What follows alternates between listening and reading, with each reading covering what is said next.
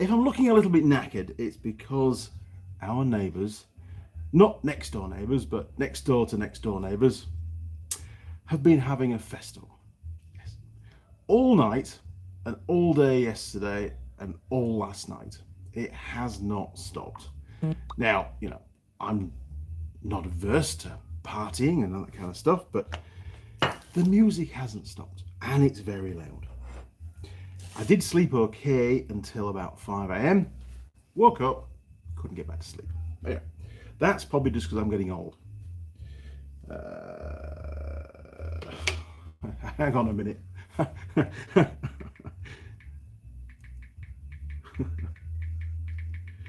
Right. Somebody wants me to give him a call, and he should know best than anybody that I'm doing a live stream on Sunday morning. Anyway, he's off again. So you might hear some music in the background. If you do, my sincere apologies. It's not my music. So, who have we got in the workshop? Let me try and catch up and get everything organised. Absolutely terrible this morning.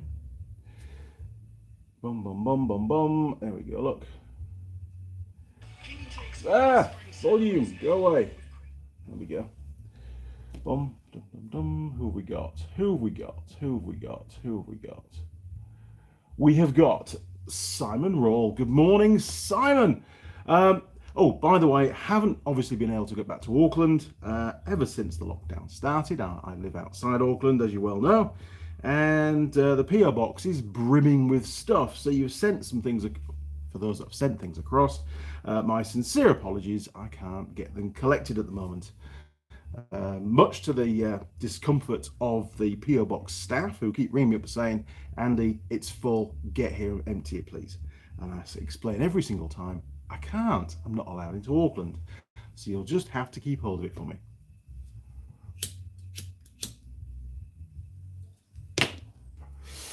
So Simon says, good morning Andy and crew. Morning Simon. Roger Heaps, good morning Andy and crew. Exactly the same, word for word. Good morning, Roger. Welcome back, matey. Pete, good morning, Andy and crew. How was your week? Excellent segue. Not too bad. Not particularly productive in the workshop. We had pretty stormy, wet, horrible, gnarly weather. Well, for around here at least.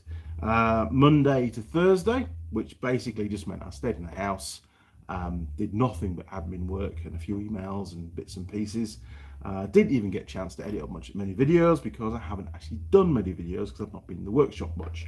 Had a lot of admin work to catch up on, so I've been doing that while it's been pouring down with rain.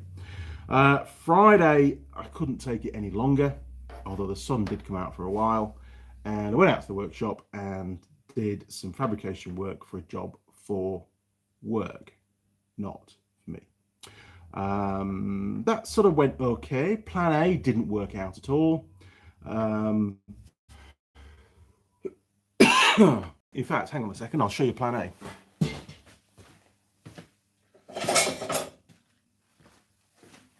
So, to give you a bit of background, I wasn't even planning on talking about this, but anyway, to give you a bit of background, ATVs, they've been getting lighter, and the quality maybe of certain components, including plastic. I did notice on some little Suzuki LT50As that we bought many years ago back in the UK, the plastics were far more brittle than the original LT50, the smaller one. The LT50A had the suspension, little A-arms and stuff. And well, that problem seems to be propagating itself across other brands. I'm not going to say any more. Footwells. The footwells seem to break a lot easier now than they ever used to do, as with the plastics as well. They're just more brittle. I remember a time where you could get a motocross bikes or a farm bike's front mud guard and almost twist it 180 degrees and it would just spring back. Now that's not the case with some bikes, and it seems to be the same kind of plastic that they're using now for some footwells and across the brands. As a result, they have less give in them and they tend to crack as opposed to just flex. So I was tasked with the problem of trying to support those footwells. And this was my first effort. And, you know, everything's an evolution, so, you know, don't ridicule me straight away. Basically, this edge here is the edge of the footwell. So this would sit directly under the footwell. And it had to have a bit of a step in it and a bit of an angle on it. And I don't have a folding machine. Hang on, I think we've gone out. Bear with me, first cigarette of the day.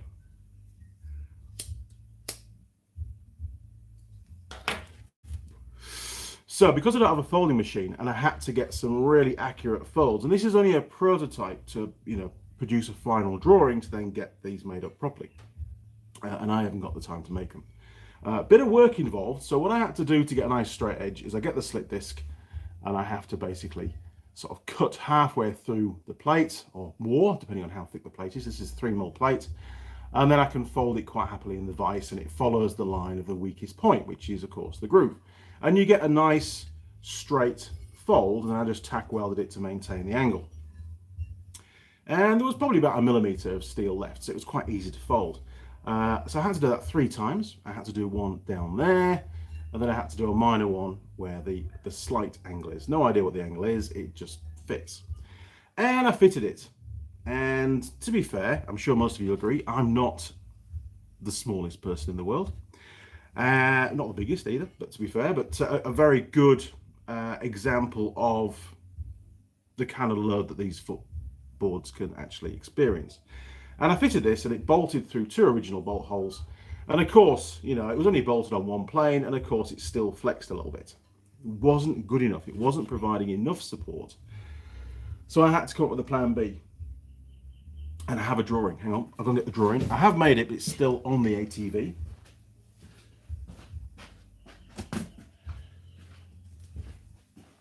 What makes matters worse is I only have, in fact, very little now, 3mm plate in the workshop. So I'm going to have to go out and get some bigger stuff, because basically it's going to be, oh, there's some more holes now, something like that. So there's 2 mounting points on the frame, M8, and then further out there's 4 bolts, which are M6, which hold the footwell down to metal plates. I'm going to use all 6 of them. These are the 12s, M8, sorry, up here.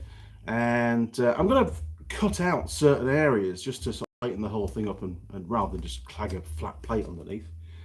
But that was just a rough idea. I think I'm going to be taking too much material out of that, so the hole in the middle is going to be a lot smaller than that.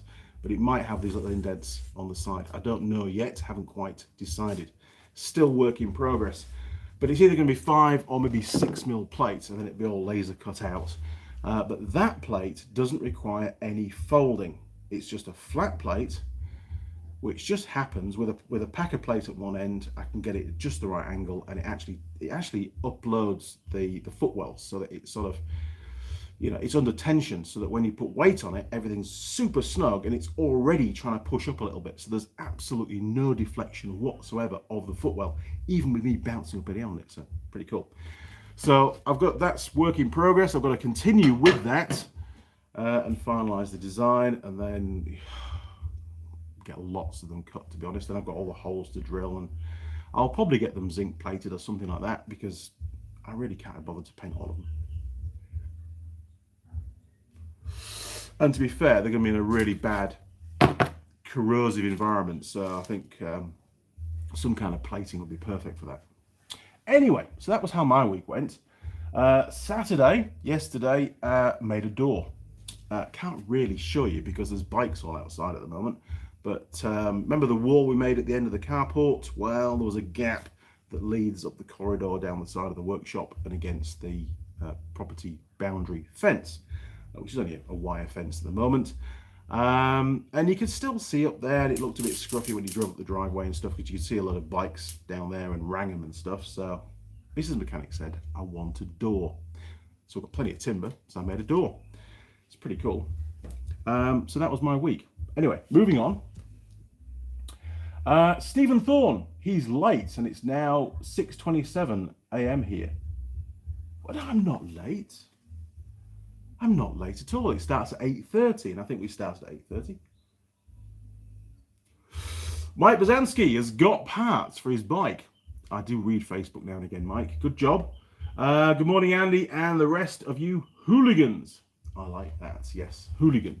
Definitely a hooligan in my earlier years. Stephen Thorne. Hi, Mike. How are things in your neck of the woods? Mike, good. Beautiful day in Virginia. Simon Roll. Hit the like. Yes, why not? Hit the like button. We've got 24 viewers and only 12 likes. But it's very early in the live stream. It could get, well, it can only get better, to be fair, as I wake up. Connor K. Good morning, Connor. Hey, Andy and crew. Let's have some pie. Good segue, because I am hungry. I have a pie. Let's have a hope more project parts have arrived in the shop. Well, the Honda parts, CB750 parts, are on their way. Maybe another week, maybe 10 days. Don't really know. There's a lot of parts coming from David Silvers. They've already been dispatched. They're on the way, winging the way here. Myford, the lathe. Some news on that. We're jumping around a bit here because I've got my little crib sheet. With the Myford lathe, Mrs. Mechanic came into the workshop on Friday and started cleaning up all the parts that I'd already removed. I haven't done any more to camera since the last video went out, so everything's current. She's cleaned up 2 boxes of parts. I'll show you those in a second. And all the bits from Myford UK, they were in Singapore, because it's been tracked, obviously, because it's quite a lot of money. They were in Singapore, I think, Thursday, and they actually got to Auckland on Friday, which is pretty cool. So they should be delivered at some point next week, which is fantastic, which is way ahead of schedule. I wasn't expecting to get here that fast. Coming via DHL, and it seems to be a very quick way of getting things to New Zealand at the moment, and it wasn't that expensive for the freight either. Now then, where did we get to? Yes, so hopefully, Connor, I can get on with those projects. I mean, I do plan to strip the apron down on the Myford. That's the next video. It's not going to happen today, but it may well happen later in the week. We'll see how things pan out. Today, I have to finish the door. All the sort of timber work's done. I've just got to hang the door. I've got some cool hinges for it. Look at these. So this is the hinge. It's 300mm long, not from the center, by the way. It's 300mm in total. And I got these hinges. Now these are a weld-on hinge, and of course I can't weld to wood, which is the post. So I'm going to make up some steel plates, which I have another CAD drawing for you. Cardboard 80 design. There you go. Look, little plates, 120 high, 90 wide, 4 holes. Going to use some coach screws to hold that in. Coach bolts. And while we're on the subject of fasteners, I was hunting around for something that was smart for the door, because obviously the door has to have basically screws in it to hold the whole thing together. So I decided to go for these. These are very, very cool. Ben introduced me to these. That's what they are. There, look, how you can see that or not. Is it in focus? It probably isn't. Is that in focus? Yeah, probably. There we are. Right, I'll show you what they are. Opening the box. This is one. It's countersunk, which is great. That was an important criteria to the fastener that I wanted, but it takes a 5mm Allen key, so it's really quick to put in with the impact driver.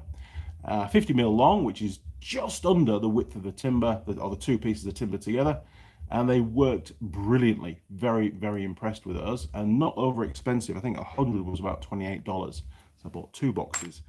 Used 1 box, got about 2/3 of a box left. And the reason why I wanted them to be countersunk is obviously with a door you often brush against it. So I didn't want I don't want to use tech screws, because then they'd sit proud and you'd be forever catching yourself on. So it had to be nice and smooth, which it is. It looks really, really good actually. I'm very, very impressed. Bloody heavy, because we've used the same timber as we've used for the uprights on the wall, so it is pretty heavy. But it's not going to break, and it's going to last millions of years. And it's obviously treated timber, so you just can't go wrong, can you? Very good. Very happy with it. Took all afternoon to make that door. Went to Taupo first thing in the morning to get the fasteners and stuff from, I keep calling it B&Q, it's Mitre 10. B&Q in England is a very similar orange colour, and they're also a hardware store, so, you know, forgive me. I'm English.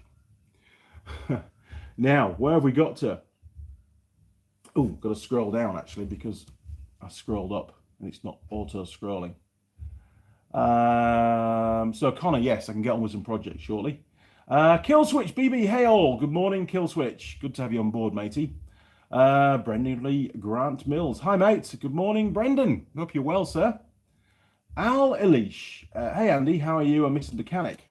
We're pretty good, actually. Oh, one thing I forgot about last week. Thursday, I went to get my first COVID vaccination. Just here, on my right arm. Yes. I was going to try and get it on my left arm, but it was a drive-through, and pretty much they stabbed my arm before I even realised what was going on. They took longer asking me questions than actually performing the task in hand.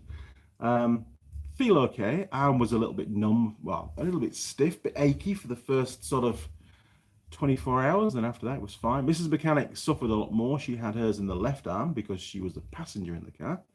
So they just wound her down, and she rolled up her t-shirt, whatever it was, and stabbed her arm with it.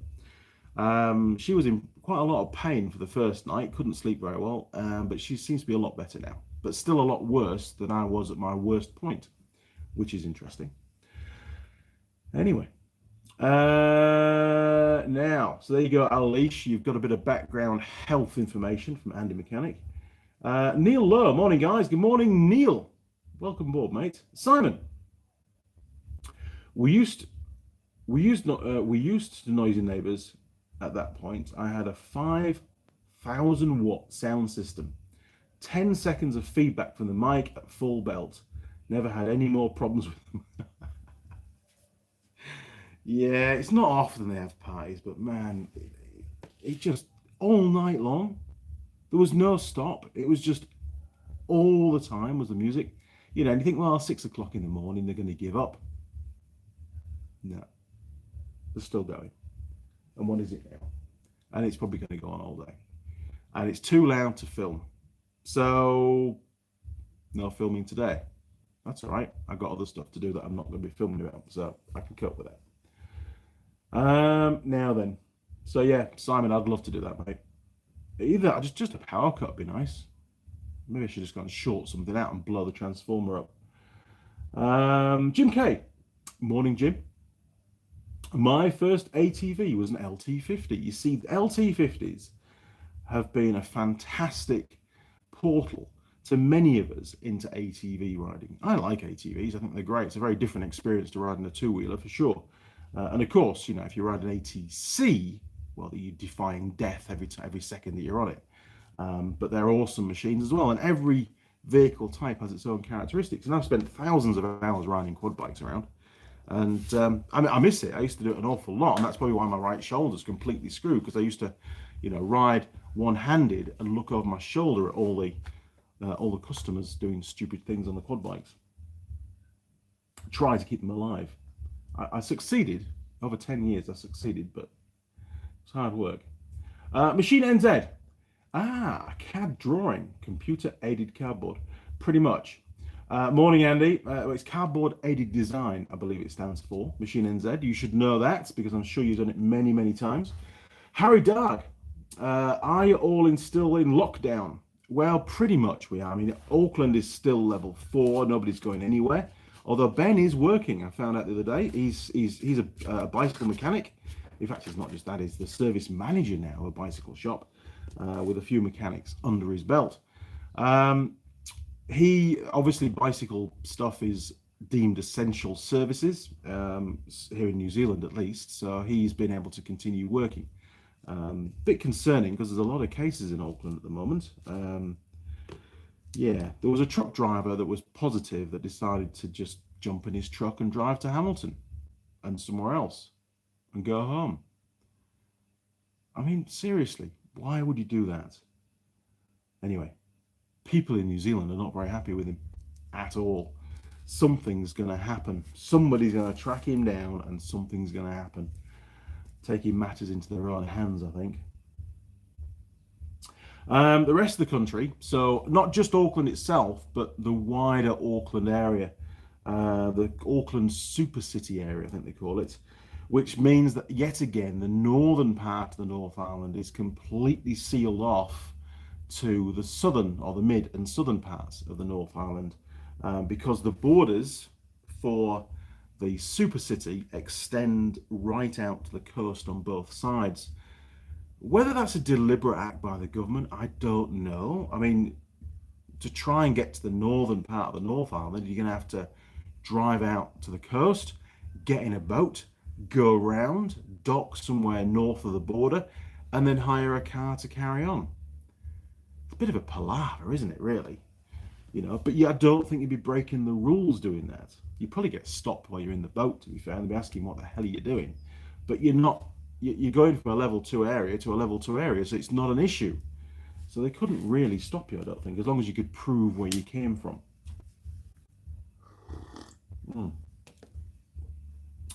So, yes, still in lockdown. There's a possibility the government is talking about going for Auckland to go to probably level 3 on midnight Tuesday. That seems to be the change of a point at the moment. They do it in weekly chunks. But there's also talk about, you know, all this distress that it's causing people and tension about being in lockdown level 4 and not being able to get out of the house. And they've got to think about people's mental health. So they're looking at doing a flash level 2 for a few weeks to allow people to get out there and mingle with their mates. And then later on, maybe in October, go back to level 4 again.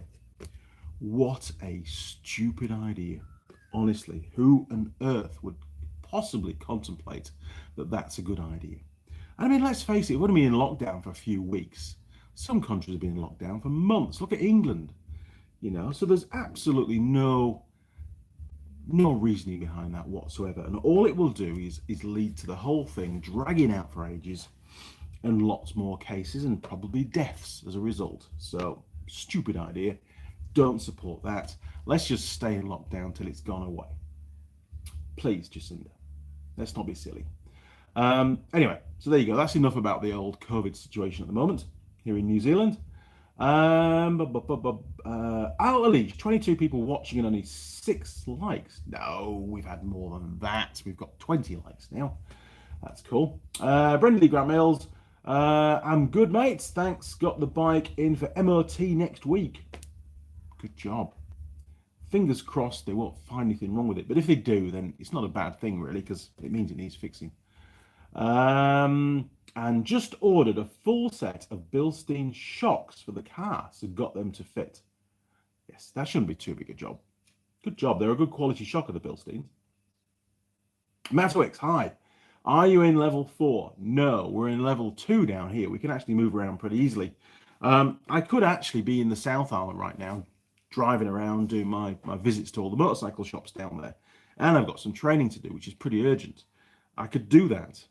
But more important than that is I've got some ROVs here that were under sealed weeks ago. I rushed them through as a job, and I can't deliver them back to Auckland because I can't get into Auckland. Now, I probably could get an exemption certificate and actually be able to do a run. But you know what? I actually don't want to. I don't want to go into the Auckland area because it's full of the virus. There's a lot of people up there that potentially have got it, and I don't want to go there. I want to stay safe. And the whole idea of this, so we're back on the old COVID thing, aren't we? The whole idea is that you stay away from people to minimize the chance of catching it. So that's what I'm doing. I've got plenty to get on with here. It's not a problem. And no, it's not a holiday. I am actually working quite hard. I'm pretty knackered at the moment. I tend to work harder during lockdowns than I do normally. Mazowix, I meant, aren't you in level 2 because you're out of Auckland? Yes, I am, but hopefully I've explained to you why I'm still at home. I've done visits to all the northern dealers, the motorcycle shops, just before lockdown hit. There is no point in going back out to them again so soon. I've got other stuff to be getting on with.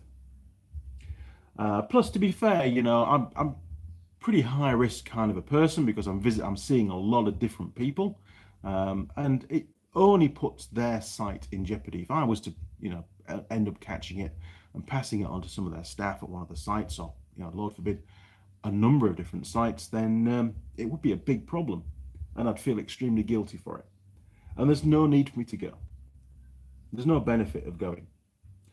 I'm up north, stuck between Auckland, but in level 2. Yeah, that's exactly what I was trying to explain. Is it pie time yet? It is. Great segue. I was waiting for someone to say that because I'm hungry.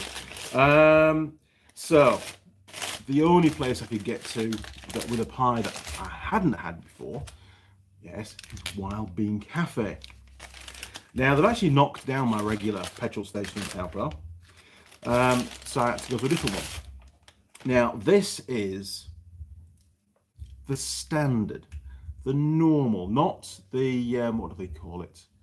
There's 2 types. There's the posh one, and there's the standard one.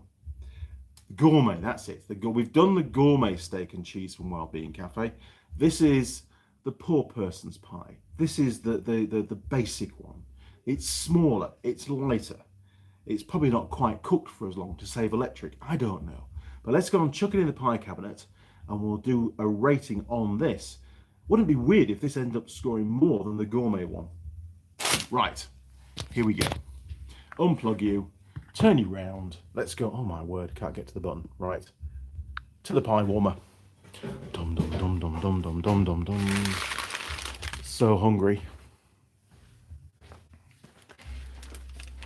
Bear with me, people. It's a long reach. Ugh. And no, I can't relocate it. It's the only place it'll go. It's only a small workshop. Oh, golly. Is that going to work? That'll work. Right. Standard 22.3 minutes. Perfect. Oh, drill set. Yes. Let's talk about drill bits. Okay. So, are we about right? There we are, aren't we? That'll do. Now, I've got to watch the quality at my end, because whenever I go for a wander around, it dumbs the quality down at my end. Not your end, just my end. Really weird. Don't understand. So, pie time. Yes, Pete, the pie is in the pie warmer. Matawix, just final COVID comment. Did you say that they should stay in level 4 for a bit longer or go to level 3? I think Auckland has thousands of cases. Personally, I think they should just stay in level 4. You know, the minute they start to relax. I mean, there's a direct correlation, isn't there? You relax the level, you get more cases. We've seen it so many times. So just stay in level 4. We're operating okay in level 4. Stay in level 4 until case numbers are nothing for, I don't know what, 10 days, 2 weeks. I think 2 weeks is the incubation period. I'm not a scientist. Don't know, but a couple of weeks of no cases and then you can start to relax. That's the way I'd run it. But yeah, honestly, jumping in your truck, positive, and just going for a drive to Hamilton. I mean, what's the guy thinking? Anyway, Patwix, I have the same pie warmer you have. It's a good pie warmer. Mrs. Mechanic was going to give that pie warmer away to charity. And I stopped her and I said, no, that's going to go in the workshop. That's perfect for me. And they're not expensive, but it's a good one. It hasn't failed yet anyway. Right. John Nuttall. Hello, John. Welcome back to the workshop, mate. I'm just enjoying me lukewarm coffee at the moment. Hi, Andy. Did you find what the small piston ring like part was in the parts bag? I think the CB ear rubbers jam in. Yeah. Now, as regards the ears, hang on. Are we talking about the rubbers that sit on the inside of the headlight mounts, the tubes that go over the forks, the fork stanchions? If so, then yes, I worked out how they actually fit, and it's in the video. Another point on the CB750, actually very important, although the saga is not over yet. David Silver Spares in the UK do sell a triple clamp for the CB750K2. They have them listed, and they're not that expensive, £175, I believe. which is cheaper than what I paid for the one here. But then, of course, you've got to consider freight and that kind of stuff. So there wouldn't have been a lot in it. But it's an aftermarket one. I emailed them and said, hey, is that genuine or aftermarket? They said, no, it's aftermarket. I said, right. It might be the same make as the one that I've got here on the bike that we fitted. So I started to probe. I said, okay, no problem. So I've got one of, I just jumped to a conclusion and said, I've got one of those. Didn't say I bought it off them. It may well have come from them. I said, I've got one of those. And I asked the question, does it require the D-shaped spacer washers in the top clamps? As per the OEM triple clamp. And the guy came back, I think his name was Matthew, came back and he said, yes, it does. It must have those because that stops it from breaking. So I emailed him back and I said, but the aftermarket ones are supposed to be better. And more to the point, on the aftermarket one, the gap is only 1.4 millimeters, whereas the standard D-washer from Honda is somewhere between, because I'm getting different reports and I don't have an original one to measure, is somewhere between 2.2 and 2.4 millimeters thick, i.e. it won't fit. So a few options. One is you pry open the clamp to wedge the washer in and then it won't clamp the fork at all. That's not going to work. Or you leave the washer out, so it's not designed to have the washer fitted. He came back and said, just file the washer down. Okay, he's completely missed the point as to why the washer's there. And the fact that the aftermarket triple clamps shouldn't require it, in theory, because I've had other people tell me that if the aftermarket ones don't need the spacers. So I emailed him back and said, okay, I can do that. So what thickness would you, and this was sort of implying that I bought the triple clamp from them, what thickness would you like me to file them down to? Because we have to have, the washer should be snug once the fork is clamped. So what is that measurement? Now it should be a fixed measurement for any triple clamp that you buy of the same brand. You shouldn't have to measure it up to make a bespoke thickness D-washer based on the clamp that you've got. Basically, he went down a rabbit hole and he couldn't answer the questions. It all got a little bit silly, which really only reinforced the fact that the aftermarket one doesn't need the washers. But yet I'm still investigating and I can't be conclusive about that. We will find out at some point. I'm not going to give up. I'm going to ask him to send me some detailed photos of the one that they sell and to see if there's some casting marks on there that match the one that I've got. If they do, then I know it's that brand and then I can say to him who makes it. I need to know the brand and then I can contact the manufacturer and say, does it need the D-washers? Or some D-washers. Because I said to him, look, if it needs the D-washers, then the manufacturer making the triple clamp should supply the D-washers that fit their triple clamp. Answer was, no, they don't. So it all got a little bit silly. And anybody buying that aftermarket triple clamp is going to have exactly the same problem that I've come across. So, not impressed at the moment. But I think the simple answer is it doesn't need them. And we're only talking of a 9 Newton meter clamping force. That's not a lot. And it's supposedly of much better quality material. So it shouldn't fracture like the original Honda one did. That's my take on it, but I can't be conclusive at this point in time. Anyway, so John, I know I rambled on. So if you want to elaborate on that, that'd be cool. Oh, here we go. No, there was a part you didn't know what it was for, like it was very small pistonry. No. Sorry, John, it's completely slipped my mind is what we're talking about there. I have no idea. If you want to flick me an email or a screenshot or something, that might just jog my memory. That'd be cool. All I will say is it's all back together, which is pretty good. Embrace Smith. What's with all the 4-inch light fixtures? 4-foot light fixtures. Oh, you mean the ones in the workshop? All these? Well, these came out of a prison. They did. A prison just north of Auckland. They had to do a big light refit. I think they went to LED lights. This is going back quite a while actually, so they'll be a bit ahead of time, probably saving electric, because I imagine prisons have lots of lights, so they'd have saved a few bucks on the electric bill. And they were on Trade Me, and a guy said, basically, I found them. They're only fluorescent lights, they're not LEDs or anything like that. And he was selling them off, I think, for $20 a light fixture. And they came with 2 filaments, which was great.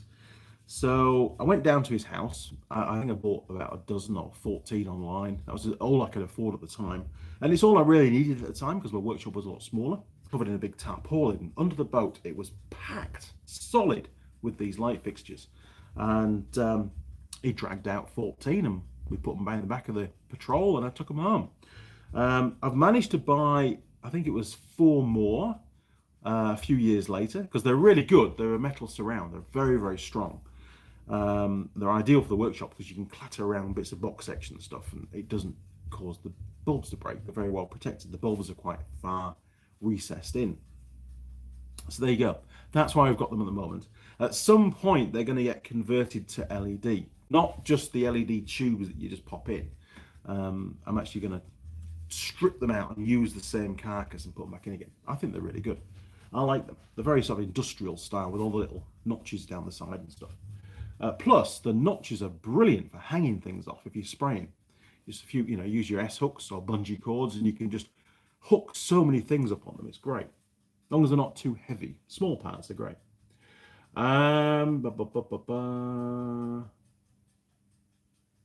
Right. Now then, Ashley Derrick. Did you get my email with pics now and then of Allen Mountains? Yes, I did. They were really, really cool photos. Thank you very much, Ashley. Brought back a lot of memories, did that. Really interesting. Pictures of your old garage in York, plus links to my masses of Honda manuals. I did. I got all of that. Thank you very much. I really enjoyed looking at those photos. And of course, the manuals are going to come in very helpful too. And it was very interesting to see the photos of the old Norman anchors down Gilligate as well. I grew up in that garage, and yeah, many fond memories of that garage, to be fair. And still underneath the floor will be it was all sealed off in the showroom area. There was a big chunk of concrete that didn't match any of the other concrete. And what they'd done is they'd sealed off the stables, because there used to be stables underneath. And chances are they're still, they haven't been fully filled in. They're just sealed off the entrance. So they're probably still there. Tunnels and stuff. Pretty cool. So thank you, Ashley. Appreciate that. Ashley, again, I have a CAD drawing I did for those D-washers. Very cool. Most likely the D-washers for the standard triple clamp. But we're going down a rabbit hole here. I don't, I've said all I can say at the moment. I don't know the answer yet, but I'm definitely going to find out. John Nuttall. No, there was a part you didn't know. I'll cover that one. Sorry, John. Pete, what if you torque it down and then check the gap? Done all that, and that's why I made my own D-washers. But the point is, you shouldn't have to. If you're buying an aftermarket part and it requires what D-washers in it, and the original OEM D-washers don't fit at all, there is no way they're going to fit, then the manufacturer of that triple clamp should supply the correct D-washers to go with it of the correct thickness. That's the way it should be. Because at the end of the day, it is a steering and suspension component. It's a very serious part of that motorcycle, and it has to be right. So the fact that they don't supply the D-washers leads me to believe that it doesn't require them. And don't forget, it's made to a higher quality, and the aftermarket ones, so I'm told, don't have the problem of fracturing if they're over tightened, because they're better material, higher quality. That's what I'm told. So, but I can't confirm it yet. I need to get it in writing.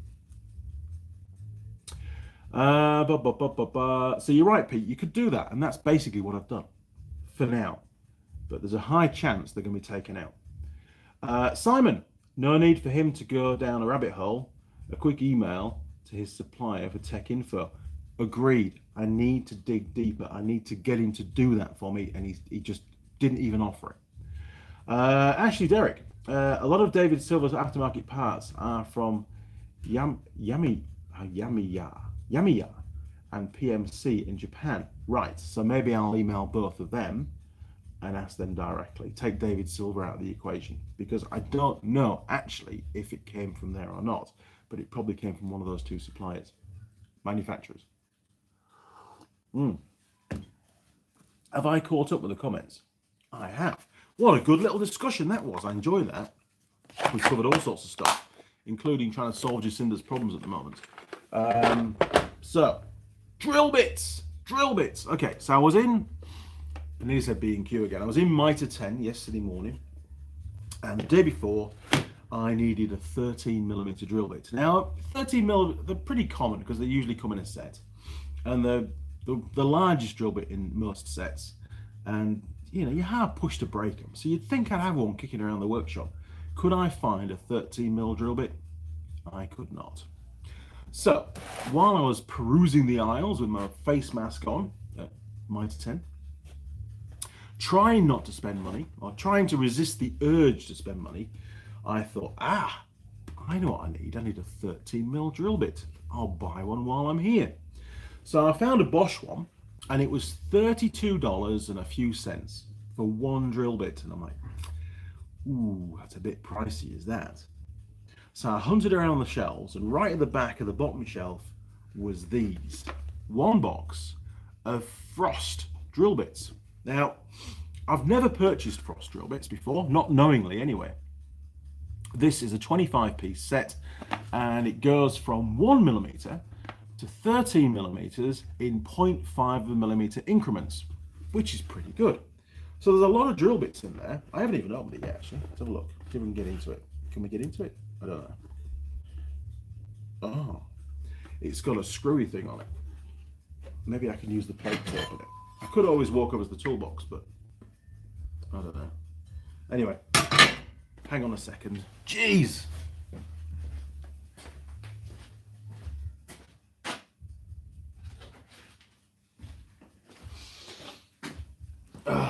So no, I've not had to use any drill bits out of it yet. Is that enough? Is it a 3? Yes. Oh, there we go. Look. Oh, it snaps it off. Great. Yes, it's like a shop thing.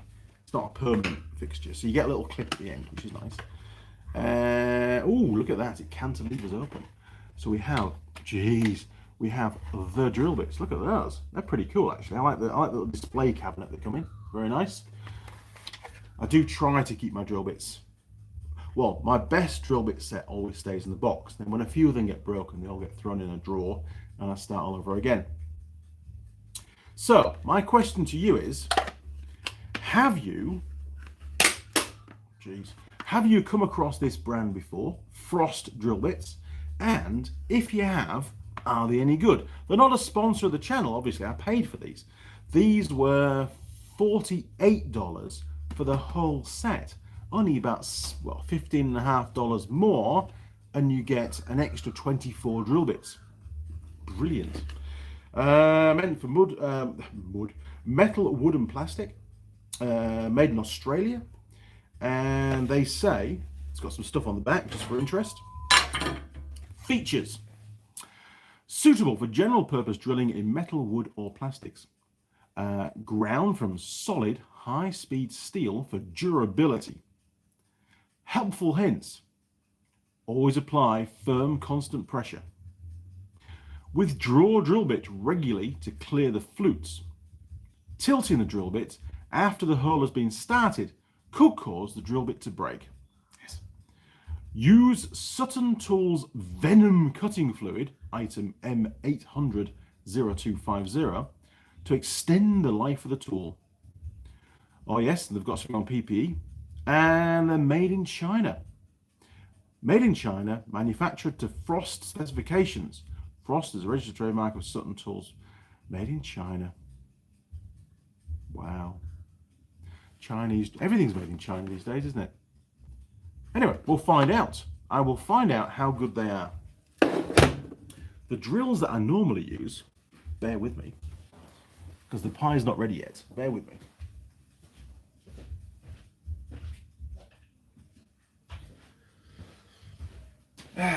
So, usually, whenever I go to Mitre 10, and I'm feeling a bit flush, I will buy one of these little rotary tubs of drill bits, because they're actually pretty cheap. These are $20, $19.99. There's a few different brands out there, but they're all probably made in the same place, just different ink put on the outside. These are the fuller ones, say $20, and it goes from 1 to 10, and again it goes in 0.5 increments. So I think you get 19 drill bits for $20. So on average $1 each, which is very, very cheap, to be fair. And they're actually, believe it or not, they're actually pretty good. They do a reasonably good job for the price. They're not monkey metal, they don't bend. Although saying that, where is he? The 4.5mm drill bit. This one is bent. I have managed to bend that. So, don't know how I did that. Still works, still drills holes, just wobbles a little bit until you get started. But yeah, I mean, you know, I've probably got through 10, maybe 12 different sets of these over the years. And, you know, for a cheap set of drill bits, they're actually all right. But we'll see how the Frost ones compare, because they are a little bit more expensive, but not a lot more expensive when you think you're getting the larger drill bits from 10 and above. So I'll give you some feedback on that. But if you've ever used those before, please let me know what your feedback is. Now then, Ian Edwards, they are great bits. Thanks, Ian. Some of the best ones I've bought. Cool, things are looking up. We'll find out. I mean, it has got, I mean, let's face it, right? It has got on the front, well, what the original ones were like. They could have been terrible, which means that these potentially might only be slightly less terrible. But, you know, the feedback so far, thanks Ian, is that they're good drill bits. Simon Raw, wow. A full set of Bosch drill bits, 1 to 12mm, is only 25 quid. Tools here, Simon, are ridiculously expensive, and they've got a lot more expensive in the last 12 months. A hell of a lot more expensive. I'm very, very fortunate to have good contacts, as you well know, with ISL Industrial and Forge, where they look after me tremendously on price. I mean, a lot of the Tallying stuff that I have, the new stuff that I get now, I do purchase. I'm absolutely content with the amount of stuff that ISL have given me over the years, and I'm not here to take the piss, to be honest. Very happy to pay for it, and they do see, Brandon sees me right on the price, as does Jared. He looks after me on the price and stuff. Yes, you know, I do get given some stuff for free to use in the videos, but I also happy to pay for consumables that I'm using for regular servicing jobs and stuff. So you've got to be fair about it. You know, those guys are there to make money as well. John Dwyer. Hi, Andy, mate. How's the weather been down under? Well, during this last week, Monday to Thursday was basically, every day was really wet, really, really wet at some points, torrential rain. And one of the days, I think it was Thursday, was really windy as well. In Edwards, I have found fuller bits. Not very good. I found them to be okay. I mean, I do resharpen my own drill bits, and yes, they do lose their they do lose their edge relatively quickly, but they're also, you know, you sharpen them up and away you go again. It's not an issue. And eventually you're going to break it. I usually break stuff, especially the smaller bits, if I'm rushing normally. Thanks, Ian. Jim Haynes. I hear better late than never. Just rained out sprint car. Oh, really? You got rained off? Oh, that's not good. Okay. Embrace Smith. Don't they sell 8-foot high outputs there? Don't they sell 8-foot high outputs there? Do you mean 8-foot lights? You need to give me more words, Embry. Matawix, can't you ask the neighbour to turn down the music or call noise control? Yeah, I could do that. I could do that.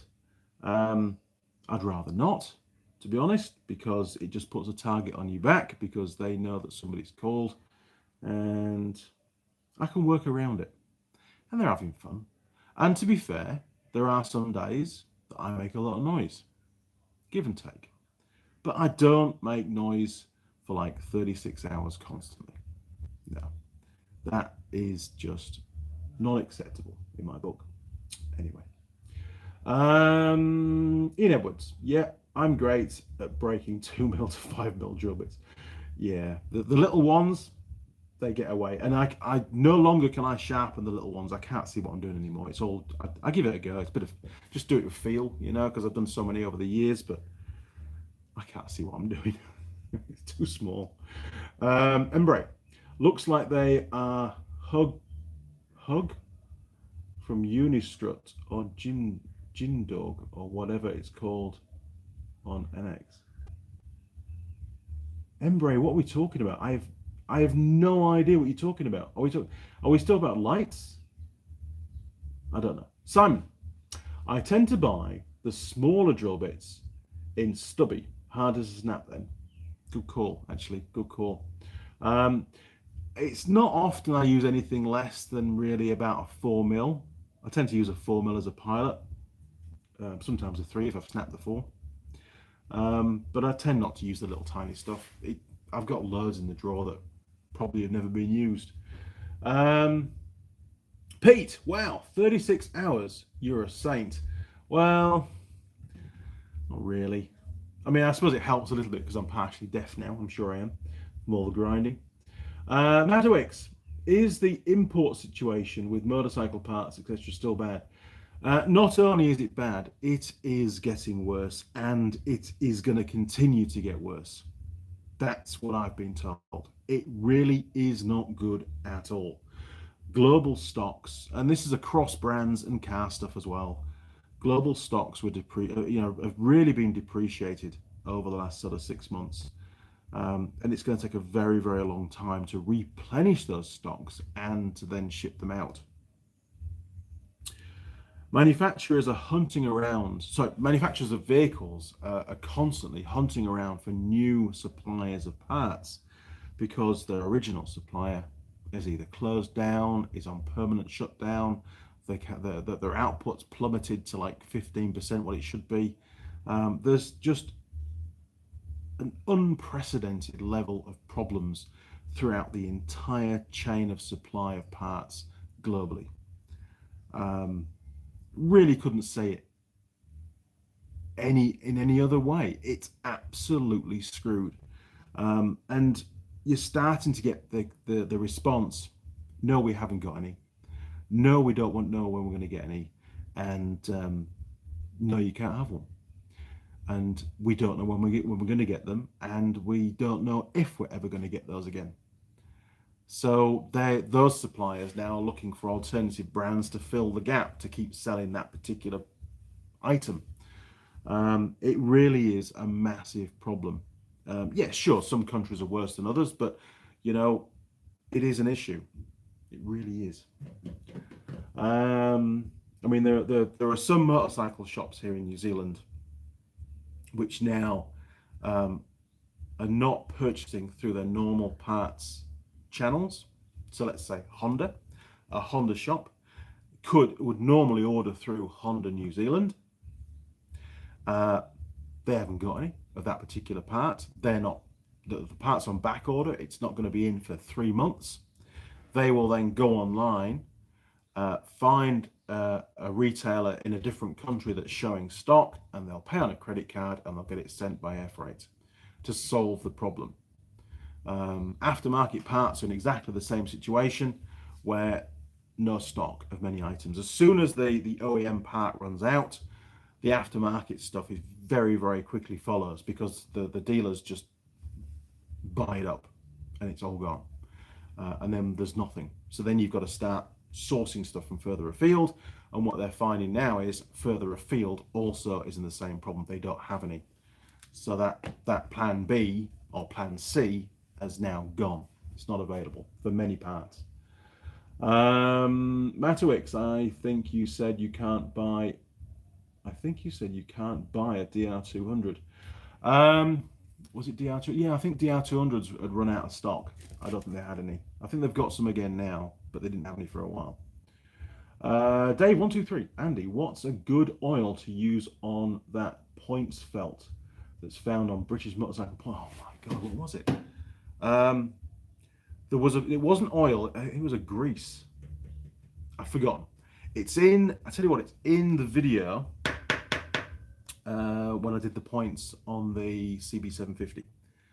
Now I know it hasn't got points on anymore, but I thought I'd take that opportunity to do a video of how to fit points and condenser set, and to do the ignition timing on a CB750. So I'm pretty sure it's in there when we got it from the manual. But Simon, feel free to jump in and tell us exactly what the best lubricant is to use on that felt. I think I used to use just a bit of old engine oil, to be honest, or new engine oil when I was a kid. But I think there is a specific grease that you can put on it. My memory is terrible these days. I have to look everything up. Matowix, are new bike sales still okay? New bike sales are okay, and this is sort of talking across the whole range of brands. And what you're finding is when one manufacturer hasn't got that particular model that you want, people will very quickly step across and see, well, what else is available that's going to, meet the bill or fit the bill, and they'll happily, go and buy a Kawasaki if they can't get a Honda, and then Kawasaki will run out of that particular model for a while, and then they'll go and buy a Suzuki. So what you're seeing is sort of these peaks. Basically, whoever's got stock of those models, or a reasonable stock, they're all of a sudden that particular month they're going to sell tons of bikes, and then they run out, and then a different brand becomes the market leader for a month. It's very up and down. It's very unstable at the moment. People are not, it's not a level playing field. If they haven't got stock, you can't buy one. It's as simple as that. So then you look at alternatives, and you do that for any product, don't you? If you need something that's going to solve a problem, if you can't get your preferred brand, then you look for your second preferred brand.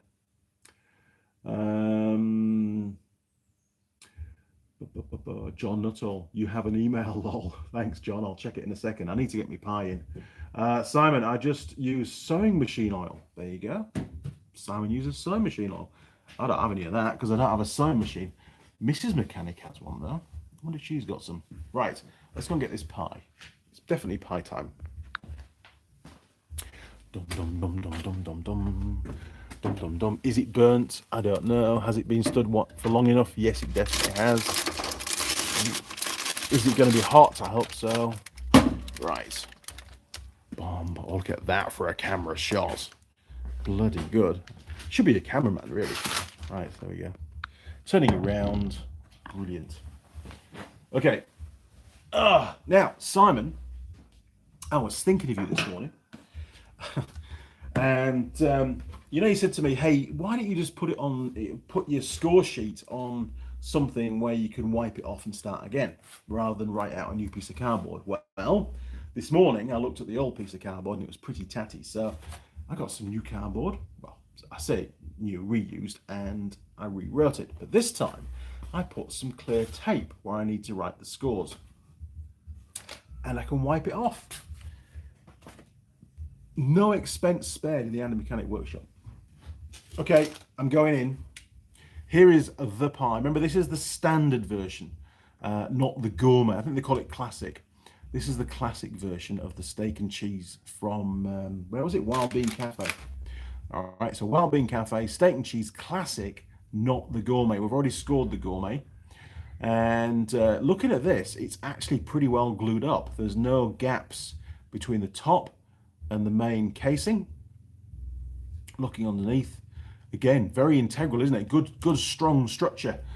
So we shouldn't have any pie catastrophes, hopefully. Right, I am going in. I'm so hungry, honestly.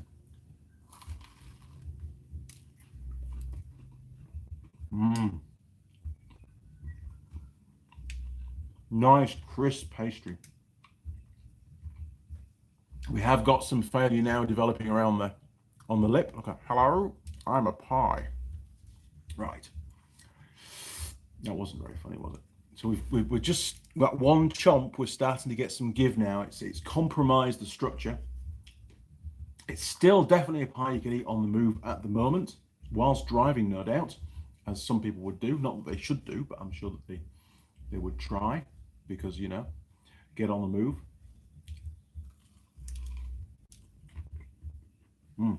Right, there's your contents. So far, I would say that the chunks of meat are not as large as you get in the gourmet.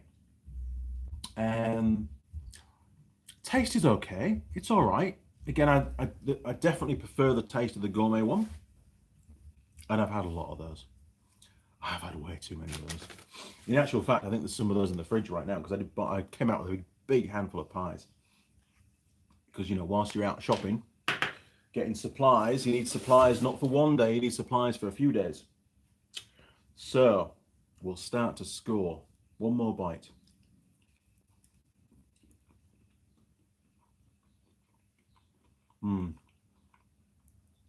Distinctly tastes different to the gourmet one, and the pieces of meat are smaller. Fact. Taste, stroke, flavour. It's all right. It's not. That tastes great. So I'm going to go for a 7 on that one. Now, Structure Foley Partners. I think it's doing really well, actually. Really, really well. We've seen some really bad pies out there. We've got a bit of a structure crack going on down there, but it's not all the way through, so we don't need to panic. There's no chance of the contents leaking out. No chance of bits breaking off and falling in your lap. We do still have a little bit of a lid crack here, but it's again, it's only about 20 mil. It's not major.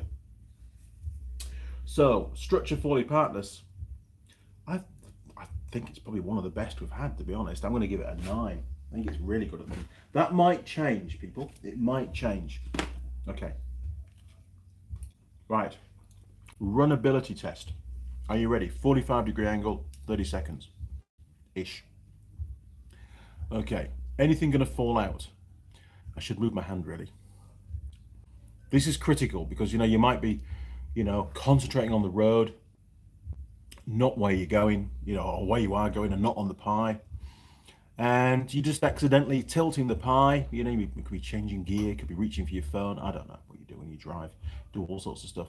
But looking at that, there is absolutely no movement whatsoever from the contents. They are rock solid. That is brilliant. That's what you need from a driving pie. Absolutely. Runnability score, I'm going to give it a 10. I think that was really, really good. Meat quality, very important. You can see from there, look, it's, the lumps are definitely smaller. Doesn't have that good quality meat flavour, but it's not bad. It does the job.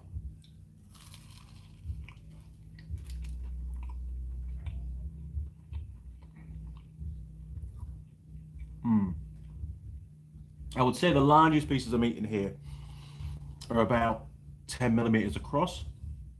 There's no big chunks of meat. So meat quality, a lot better than we've had before with some pies. Thinking a 6, maybe a 7. What do you reckon? Okay. 6. I'm going to give it a 6. They could have done better with that, but of course they can't make this pie too good, otherwise it's going to, you know, cast a shadow on the gourmet pie. They've got to justify why you're paying more for the gourmet, not just the fact it's slightly bigger. Pie to crust ratio. Okay, well, first of all, I've not come across any gooey pastry yet. It is well cooked. If you look there, look, you know, I would say it's not bad. It's not bad. I mean, there's no huge areas of big chunks of pastry, and it's always a compromise, isn't it, between, you know, how much pastry you have and the strength of the pie itself. The more pastry you have, the stronger the pie should be and not fall apart on you. If you have too thin a pastry, it's going to break up, and that's not what you want. I think it's pretty good. I mean, we've got quite a thickness of pastry there, look, on the side. And there's two distinct layers. There's like a hard outer crust. And then you can see distinctly a line going down where you've got like a different type of pastry, which is a lot more flexible. Not gooey, but just sort of flexible. There's some serious design gone into this pie. I like that. Two different types of pastry. Bloody good. Pie to crust ratio. I'm going to give it a 7. I think it's not bad. Availability logistics. Well, I did look at my previous scores on the gourmet. I'll be completely transparent about this. And it obviously has to be exactly the same for this pie. And I gave it a 10. Because, you know, there's BP petrol stations all over the place. You can't buy them online though, which would be nice if you could. Right? At least the last time I looked, you couldn't.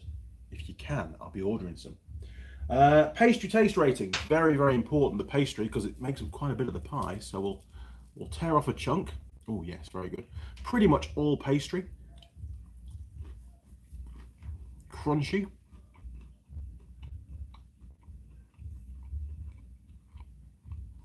That's all right, you know. Tastes exactly what you expect pastry to taste like, and there's no weird aftertaste either. Nothing chemically. That tastes really, really nice. Actually, that's good. I'm going to give that an 8. Still tasty when cold, but it's not cold. We'll have to come back to that. Packaging design. Well, again, we go back to the original survey of the gourmet pie, and I gave it a 4. So it's exactly the same packaging. So I've got to be consistent with my scores. There it is. It's got Mrs. Mechanic's writing on there. Look, Sunday's pie. Very organised. Because there's quite a few pies in the fridge. I didn't want to get the wrong one. So it's paper, which is good. I think somebody has spent a little bit of time doing that. So we're going to give it the same score as last time. 4 on the packaging design. Recyclable score. Well, it's paper, for God's sake. It's recyclable. Does it say it's recyclable? It says, please dispose of the bag thoughtfully and recycle where possible. There, look, recycle where possible. So it's asking you to recycle it. It's made of paper. It's recyclable. And I gave it a 9 last time, so it's going to get a 9 this time. I don't know how you could make it any more recyclable, to be fair, but anyway. Right, pie, I'm jumping right down the bottom now. Pie server attractiveness.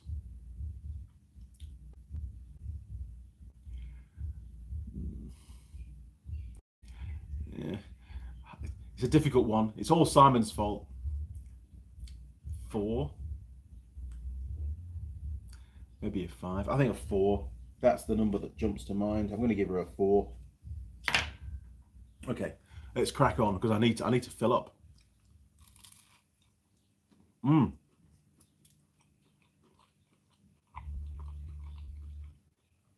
Bit of a crack down the side, look. I'm chasing that crack. Every time I bite into it, it breaks open a bit more, so. Can't taste a lot of cheese, to be fair. Maybe there's a big chunk of cheese waiting for me further across. But you can see the lumps of meat really clearly there, look. It's not bad. It's not bad. It's not the cheapy, nasty pies that they say they're steak and they're just full of gravy and little tiny pieces of meat. That's not the case with this. This is good.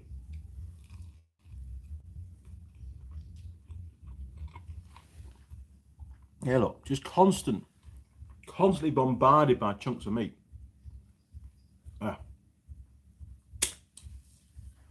In my moustache. What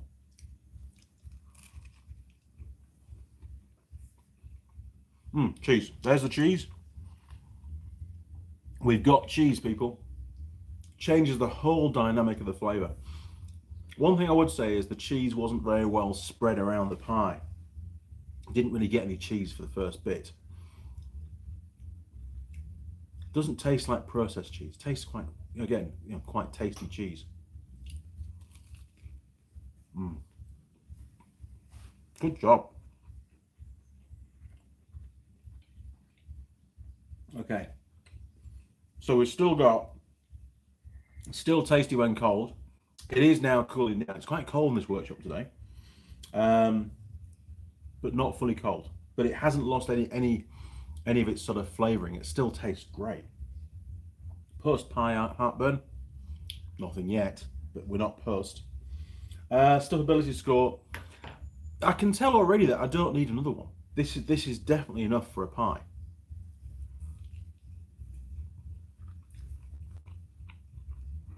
That's all right. And there's no gristle in the meat. It's good quality meat, actually.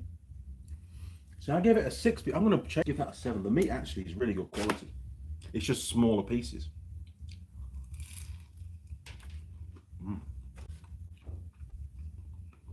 I did clean the bench.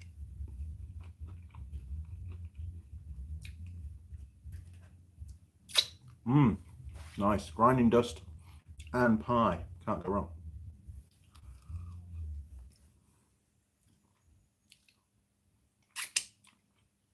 You can't let any go to waste. Very good. Any comments? Where are we at? Dave, 123. Thanks, Simon. I'll try that out. Jim Haynes, points loop. I have 2 old types. One is moly grease and one is silicon type grease. Cool. Thanks, Jim. You can tell how infrequently I do points these days. Matowix, how much was it? The pie. Well, the gourmet, I think, is $5.70, and this is about $1.50 cheaper than that. There's not a huge difference in price. So if I said about $4.50, I didn't keep the receipt. I don't know. About $4.50, I would say.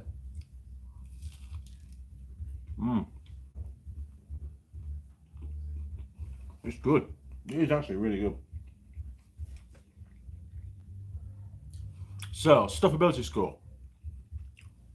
Yeah, pretty good. I mean, obviously this is, my own opinion, and we all have different levels of hungriness. But I would say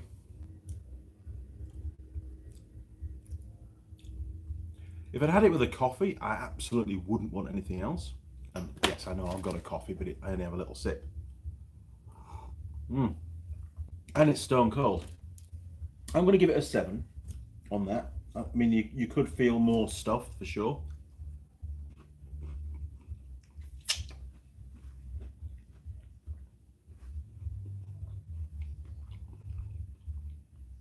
Not stone cold, but it's sort of just below lukewarm. Still tastes good. And that's important for a pie, because you might get a phone call. You've taken your first bite of the pie, you end up with a 15-minute phone call, you're holding the pie, it's getting cold, you're getting concerned. You finish the call 15 minutes later and you go, oh man, I hope this tastes good.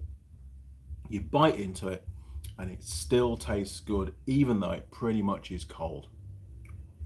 The relief that your pie is still edible, you're still going to enjoy the pie, that really counts in pie design. It does. It's important. You've got to think of these factors. So it did taste good. I'm going to give it an 8. That actually was really good. It maintained its flavors. It didn't bother me, in all honesty, whether it was hot, warm, or tepid.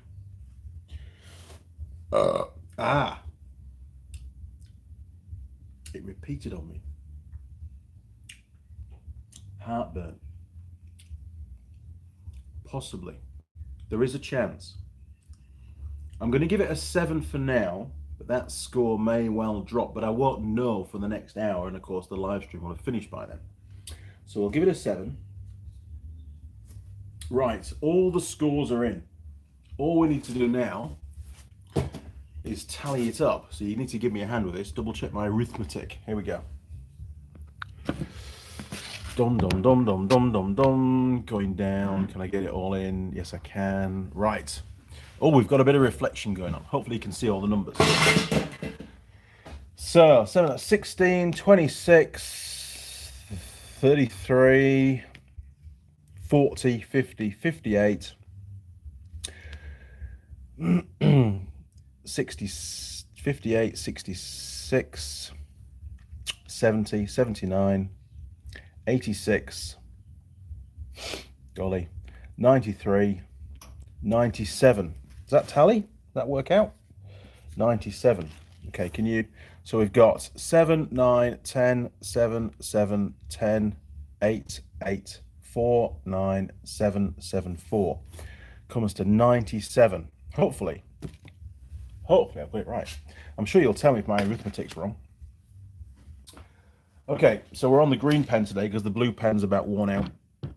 So, what was it? What do we call it? Wild Bean Cafe, wasn't it? All right, Wild Bean Cafe. Oh my word.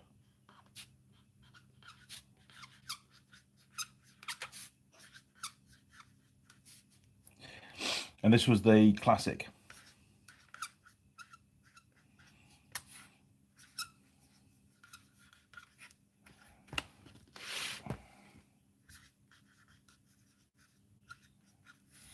$97. Pretty good score. And not an expensive pie either. Right, let's go and find out where this is on the leaderboard.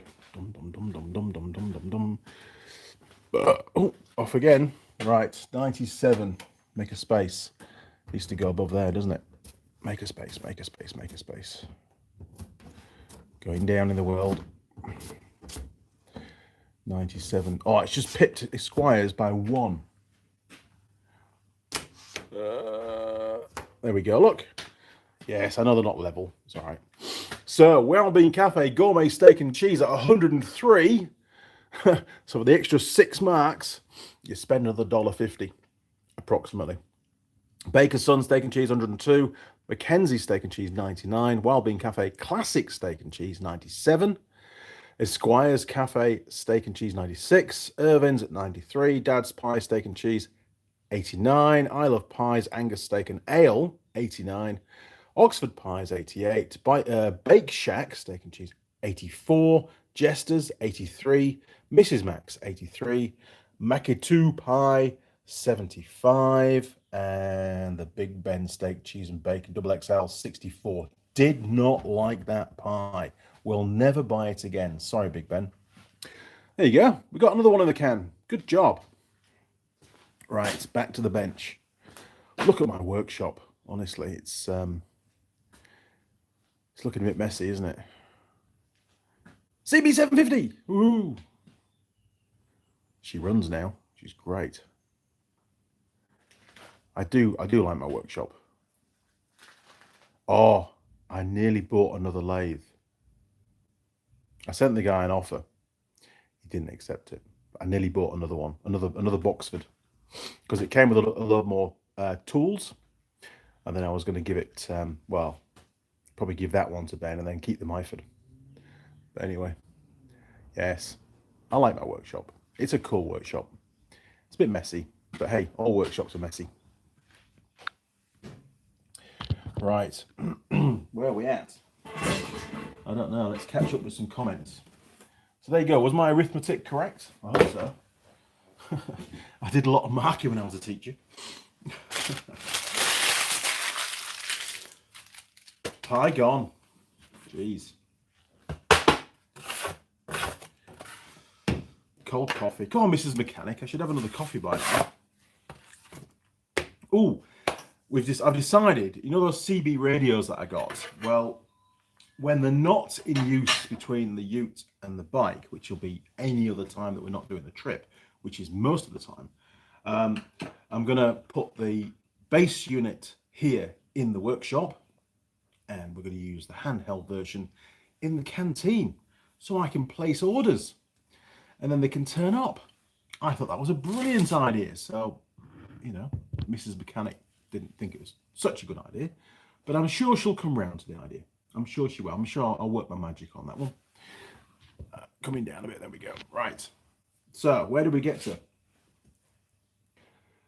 My word, lots about pies.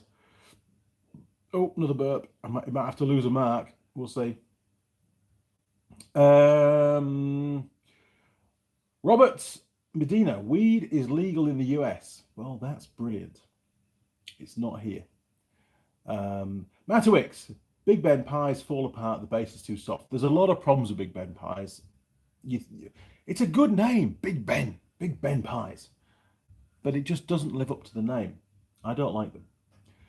Some people do. Robert Medina, Stoner eats pies. Eats pie. Well, okay, fair enough. Matowix, buy a pie maker. I have one. They are good. Can you get a pie maker?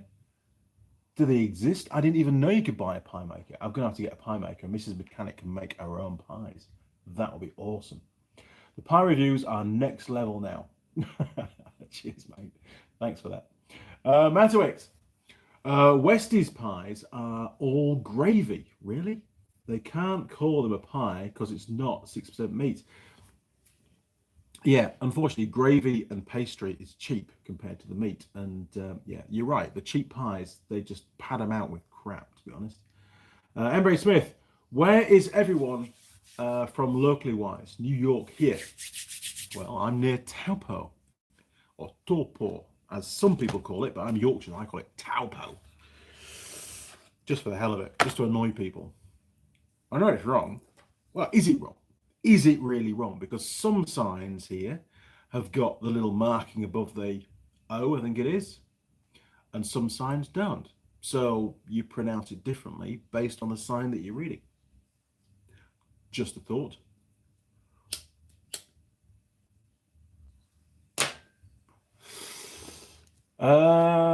Dave, 123. I'm currently online trying to find an Aussie style pie place near me in the States. I just found one called Kiwi Pie Shop. Perfect. Good job, mate. They do exist over there. That's great. Oh, whilst we're on the subject of pies, you remember a couple of weeks ago I ordered some pies from, I think it was called Lake Farm, and they're due for delivery on the 22nd of September. So we're not far away. Fingers crossed they might even arrive before next week's live stream. That would be awesome. Delivered to the door pies. Now that I've found them, if they're any good, they could be a regular supply. I don't mind paying a little bit more if I can guarantee. I could order them while I'm in Auckland. I could order them, and they could be here arrive on the Friday or even the Saturday morning. They could arrive ready for the weekend. I could have a pie fest. It'd be great. Simon, have you put up your red light yet? In Sting's voice, Andy, you don't have. I can't do Sting's voice. You don't have to put the red light on. It's funny, isn't it? When we were in England, we had the farmhouse where we had the off-road centre. Especially in the first few years of being there, we used to regularly get people coming round on an evening, friends, locals, not customers, locals. They would just move in the lounge and they'd just go up to the door, the kitchen door, which was the main door from the yard, and they'd just come in. And one night this caused a major problem because, well, we weren't just watching a movie in the lounge, me as a Mr. Mechanic. There were things going on. And people just walked in. And you can't have that. So I developed a little system above the kitchen door. We had two lights. One was green. That meant you could just walk in. And if the red light was on, you really couldn't walk in. You'd have to go away again, leave us alone, because we're busy. And it worked extremely well. And I suppose maybe that's where the red lights come from, the idea behind it. That combined with the on-air lights that you see at radio stations. So maybe that's where it originally came from, I don't know. A long time ago. But yes, well done, Simon. Yes, the light is installed. It's not fully installed. It does work. I've just wired a plug on the end of it so I can plug it into the multi-board that runs behind the grinder when I need to. And it also hasn't got a red bulb in it. It's got a white bulb in it at the moment. So it looks just like an outside light at the moment. I have ordered a red bulb. They're extremely hard to get. Is it E27 screw thread fitment in a red? And I don't care whether it's a standard kind of light bulb, incandescent light bulb, or whether it's an LED that they have nowadays, these modern things. I'd rather have an incandescent, but an LED will probably last longer, so I won't have to keep changing it.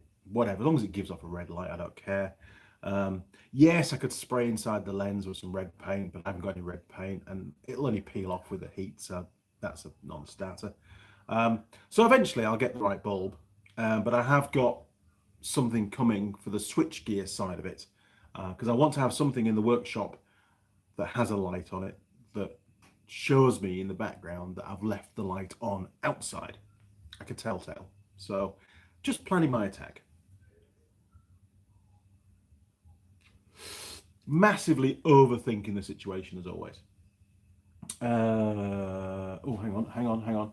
Matwix, price should be included in the review. I think it should. And I think you're right. And I think maybe next year's pie reviews, because obviously we're going to repeat it again next year. I think we're going to have to review the actual criteria that we cover. I think the pie server attractiveness, although it's a lot of fun, Simon, I think it detracts from what the pie is. Although the eating environment can play a part in the pie and the satisfaction you get from the pie. You know, in much the same way that the same beer, you could be drinking really cheap, nasty beer on the street down an alleyway, you know, when you're drunk, and it's not going to taste as good as it would taste in a strip club, for example. In a strip club, it's going to taste so much better. And that's because of a better environment. You're going to enjoy the beer more. So I think the same goes for a pie. But we've got to be a little bit careful how we do this. Because I'm eating the pies in the workshop, and it's always the same environment, which is a fantastic environment, by the way. Anyway, hopefully I've just given you a good example about that. Now then, hang on, I'm going to screw. Dave, 123, Embray. I'm in the States, Washington, D.C. area. Wow. Ian Edwards, yay, Wellbeing Cafe pies repeat on me badly. Still prefer regular pies over fancy ones. That's not a bad pie. And in all honesty, I'd be tempted to go for that rather than the pepper steak, which is a gourmet. So that one's cheaper as well. So it's giving me options now. Because I tend to just go for the gourmet, but if they've run out of the gourmet, which they usually do, the gourmets seem to sell out before the classics do, then I can always use the classic as my fallback. Madowix, dads are the best. Well, maybe. Simon Raw, no, you marry a pie maker. Mrs. Mechanic's a great sandwich maker. Although you can buy those as well, can't you? But the sausage sandwiches and bacon sandwiches, she's brilliant at those. Really, really nice. Roger Heaps, I would love to get my hands on an old ATC 250 SS trike. That's the two-stroke one, right?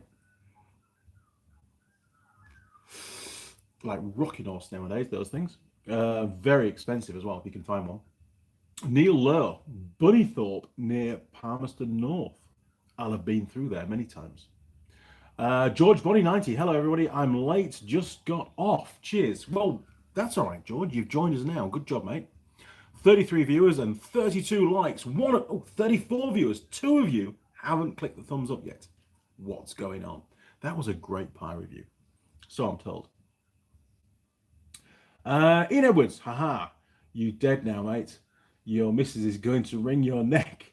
Red light on and is in his groove, lol. Hey, this was a long time ago, by the way. I think it was her idea, to be honest, or partly her idea. She said lock the door, and I'm like, oh. And we tried that, and all people do is bang on the door all the time, and it still causes a problem. Dave 123, Andy, what type of motorcycle do you currently ride? Well, that's a bone of contention, isn't it? I have many motorcycles and realistically hardly ever get a chance to ride them. I probably ride other people's bikes more than I do my own. But I have, and I'm sure I can mention this, I have a WR 450F 2012 model. I have 2 KTM 640 LC4 supermotards from factory, supermotard. LC4s, they are. I've got a TW200, which is a great little bike. And I've got a Raptor 350, which is the newer, fully road legal. Not here in New Zealand, unfortunately. They don't seem to accept the fact that quad bikes can be safe on the roads. So I can't register it here. Anything more than a farm bike or a farm ATV, which it currently is registered as. And it even used to get a warrant of fitness on it. I used to put warrants on them. We've got 2 of those, and we've got the older Warrior 350 as well, which Ben rides. So that's sort of my, well, and of course DR200s and stuff like that kicking around. But they're sort of my go-to bikes. Ian Edwards, banging on both sides of the door. Not quite, mate, not quite.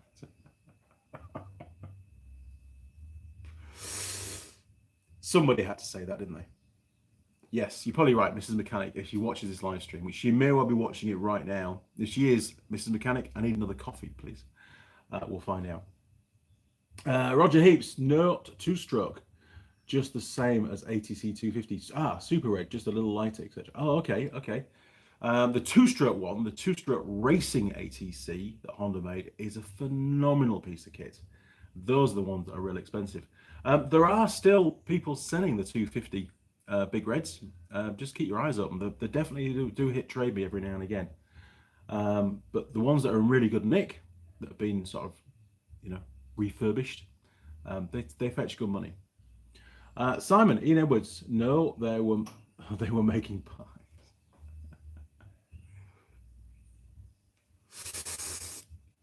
Or buns. Maybe, who knows? So there you go. Caught up with the comments. Right, have I done everything on my list? No. The week ahead.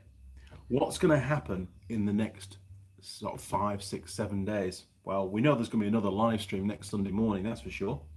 Assuming I'm still here by then. Monday, Tuesday, stuck at home, not going anywhere. Because, Wednesday, Auckland, we don't know what level we're going to go into. If it's level 3, it makes no difference to me at all. Doesn't change things whatsoever. I still stay at home. I do have one visit to do over on the East Coast. That has to happen next week. And I also need to collect some steel, some flat plate for that footwell that I'm doing, the brackets for that. So I need to pick that up. I'll probably get that from Taupo. I'm hoping that Asmus do plate as well as tubing. I'm not sure if they do. I'll have to give them a call Monday morning and find out. So if for whatever reason Auckland goes to level 2, then yes, I've got to hit the road and get those ROVs back up to Auckland. That's 2 days of driving because I've got 3 to take back. I can't get 3 on the trailer, unfortunately. But yeah, that's basically in a nutshell what's going to happen. Saturday will no doubt be filming.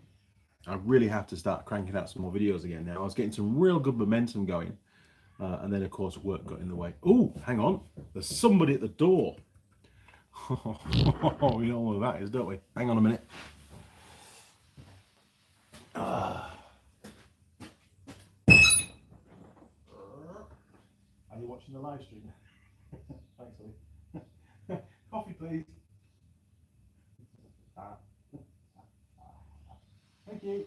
Thank you.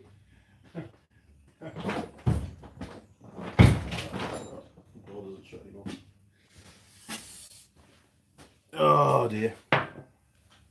Such is life. I'm back. Yes, Mrs. Mechanic's watching the live stream. Yes, I got the look. I did. Not that look. I got the look of, why did you mention that? Kind of thing. Anyway, I've got a nice hot coffee. Cheers. Oh, that's a lot better than the cold one. Cold one is in the bin. So yeah, Saturday should be filming. I can do some more to the fence. I can put up some more of the horizontal rails, but we can't put the uprights in until we've done the concreting, and I still need to go and get some more sand and gravel and cement and bits and pieces for all of that. So maybe next week, if I can afford it. I've got to price it all up first. Don't want to leave myself too short until next payday, so that might just have to hang on a little bit. Although, saying that, I've got a massive fabrication job pending, so that will be quite a sizable chunk, hopefully. So yeah, there you go. We're an hour and 34 minutes in. I've got a fresh coffee. I'll have one more cigarette, and then we'll call it a day, I think. I think we're about there. So, any questions? This is question time now. Anything you'd like to fire my way, I'll do my very best to answer.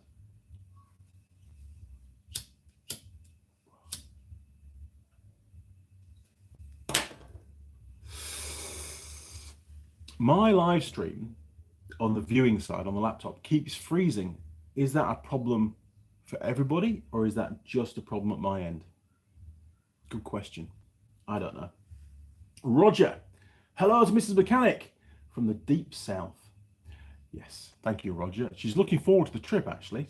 It really isn't too far away at all now. In the way things are going, it's going to be a bit of Well, I suppose there is still the threat that it might not happen, in all honesty. It all depends on the lockdown stuff. Mind you, saying that, if we were to go up north, which is the start point, which is Cape Reinga, right at the top of the North Island, we would then have to charter a boat to get round to the bottom. So Mrs. Mechanic wouldn't be able to support me on the first bit. She'd have to stay on this side. I'd have to put the bike on a boat and go around the level 4 area, being the greater Auckland area, get off the boat and carry on the trip. What an adventure that would be. Jeez. We'll have to wait and see, won't we, what's going to happen. Oh my word, loads. Honest. Dave, 123. Honest questions. Why is a cigarette so much better after a meal or with a coffee? I don't know, but it is. It's a lot better. Or a pint. It goes down well with a pint. Ian Edwards. Yes, it's freezing often. Oh dear. Well, my apologies. It's obviously the outgoing signal that's causing a problem then. And normally the phone, which is on 4G, isn't an issue. It's probably streaming the music. That's what they'll be doing. They'll be streaming it and they'll be using up all the internet. Bastards. Simon, the Big Clive Live is a bit glitchy too. Oh, okay. I don't watch Big Clive live, but I do watch Big Clive's videos quite regularly. I like the way he strips things down, and it's very clever. He knows a lot about electronics. I know nothing about electronics at all, really, in reality. Pete, it happens here in California, USA also. Oh dear. Neil Lowe, where did you get the Dynatech, call them what you like, coils and electrical ignition from? They came from Motorcycle Replacements, which is an authorized supplier of Dynatech. We all call it different things. So they sourced it for me, but I did liaise with some of the technical guys at Dynatech. Got to say it both ways. Before I went ahead with the purchase, and they were very, very helpful. Yes, probably paid a bit more for it with it going through a distributor, but Rick did me a really good deal on them, and I was very happy with the end result. Very, very happy, in fact. John, yes, it's freezing here too, Andy. I'm sorry, John. It must be the cold weather. Simon, morning. Simon Smith, morning, Andy. Do you prefer Teng tools or other makes? Well, I actually like the Teng tools stuff. The Teng tools, that was the first brand of socket set that I bought personally, and that was when I was down at college in Loughborough. I needed a socket set, so I bought one, saved up and bought one, and it was great. And I've still got some of the original sockets. They were actually died years ago, but I've still got some of the original 10 sockets somewhere. They'll be in an ammo box buried in a shed somewhere. Talking of the sheds, I have to empty both the two sheds and go through everything in the next couple of weeks, because Ben's bringing a lot of his stuff down and he wants his shed back because it's full of my stuff at the moment. Yes, he's got to bring a lot of gear down with him. Probably quite a few trips with the trailer, I would say. John Dwyer, videos keep freezing at odd moments here. It's very strange, isn't it? I don't know what's going on. Maybe somebody's using up the internet somewhere. Neil Lowe, freezing here. Sorry, Neil. Mike Bazanski, clip type or rivet type master links. Oh, good call. I use clip on my KLRs, but on my old Africa Twin, Honda says no, use rivet type.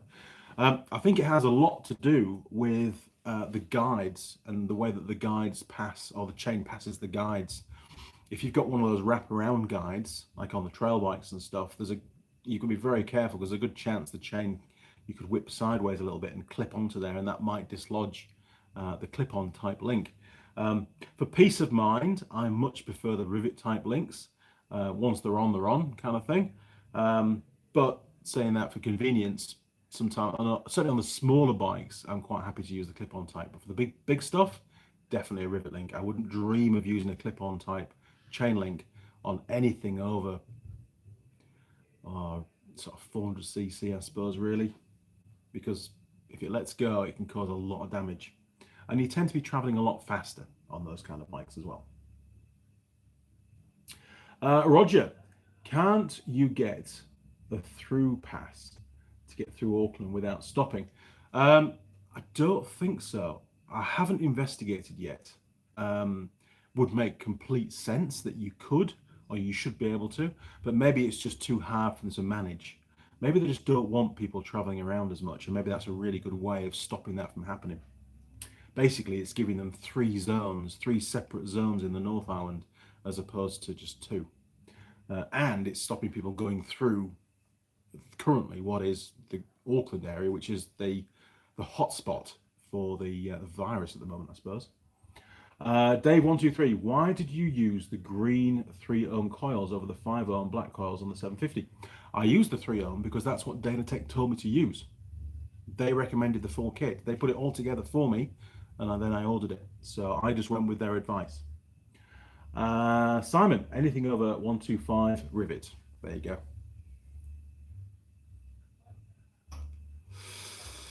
Unless it's a dirt bike. I suppose dirt bikes, you know, if you're on an enduro bike and you're in the middle of nowhere and you've got to take a link out, or you've got to change the chain, it's obviously a lot easier if you've got a clip type chain. Horses for courses, isn't it really? Yeah. But very good question though.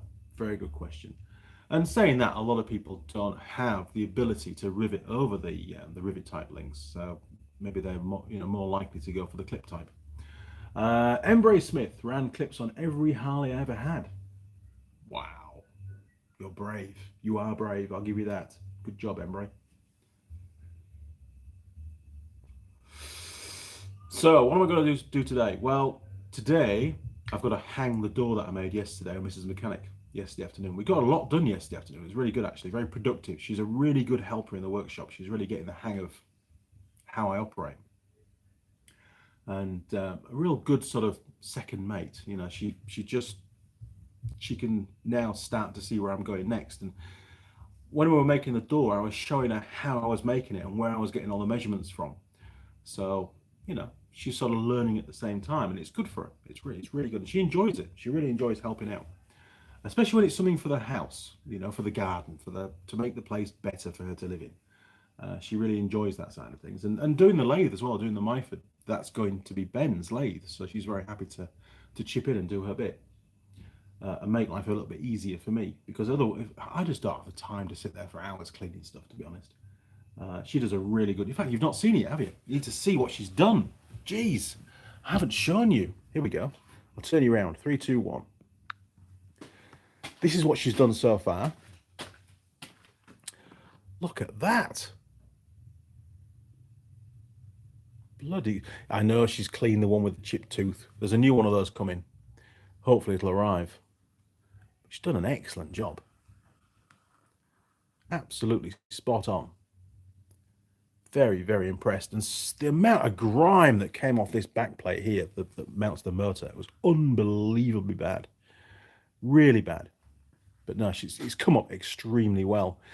She did, unfortunately, potentially, we thought, lose one of those small screws. It fell down into a box down there, but we found it because, of course, they're a weird thread and I don't have any spares. But yes, I think she did a fantastic job.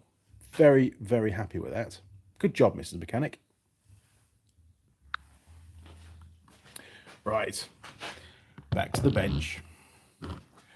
There is still a lot of cleaning up to do, a hell of a lot of cleaning up to do, but she's just pacing herself. There's no urgency to get it all done.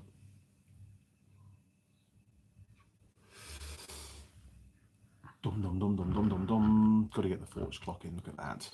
Right. Oh, here we go. We've got lots to go at now. Choppers Rule 1. Good day, mate. Good morning, Choppers Rule 1. Good to have you on board, sir. Ashley Derrick watched your video on worn winch solenoid switch problems. I make test machines for the OEM of those switches in Hampshire, UK. It turns out those are made in the company's China plant.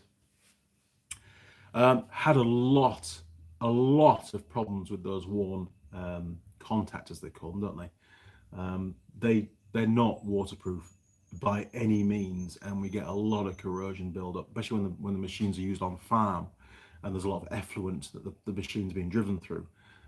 you know, around the farmyard and in the fields and stuff, and it just gets in there. It just destroys them. We had a new one fail within a month of use. Horrendous, really. Should be a lot better than that. And there are alternative brands that you can use of those contactor blocks, the solenoid blocks, which don't have the same problem. They are to all intents and purposes properly sealed. Much better. Choppers Rule 1. I just got back from my holidays. What the hell? Holidays? What's that? Embray Smith. Chopper? No. I prefer my woman to be... Oh dear. Oh dear, oh dear. The comments are just sliding away now, aren't they? Pete, that's spotless. Great job. She did a fantastic job with those. But she's set the benchmark now. She's got to get all the rest of it to the same quality. Ian Edwards, we all need a Mrs. like yours, a good woman like that. It's very hard to find. Mrs. Mechanic is, beyond any doubt, one of a kind. She's great. She really is. Keeps me on a very fine line. Ashley Derrick, linked your worn problems video to OEM manufacturer so they're aware. Well, thank you very much, Ashley. That's really good. I mean, anything to try and give, you know, feedback to the manufacturer so that they can review it and hopefully come up with a better way of sealing them up. So, you know, I only look at the positives. I'm not trying to condemn them, just really highlighting faults that I've found in market, they would call it. Good job. Thanks, Ashley. Appreciate that. Simon, wanted wife with boat. Boat must have a good motor. Classic. You're putting adverts out on my comments now, Simon.